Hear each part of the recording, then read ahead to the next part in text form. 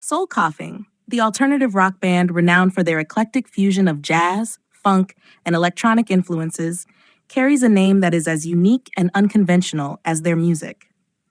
Formed in 1992 in New York City, the band became famous for their experimental approach, blending spoken word, rock, and hip hop elements. But how did they come up with such a distinctive name? The name Soul Coughing was inspired by an event during the band's early days. Frontman Mike Doughty, who had been part of the New York rock scene, was recording their first album while struggling with a particularly bad cold. During one of his bouts of coughing, Doughty remarked that the sensation felt like he was coughing up his soul.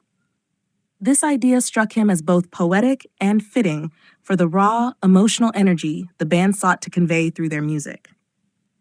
For Doughty, the notion of soul coughing was a metaphor for expelling something deeply personal and raw. It symbolized the act of revealing oneself through art, shedding the layers of pretense, and presenting something honest and unfiltered. The band embraced this concept as the foundation of their music, which often felt like a visceral and cathartic release.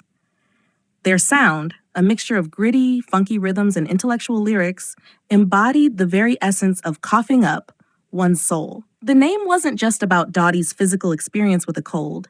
It encapsulated the band's ethos: experimental, energetic, and deeply introspective.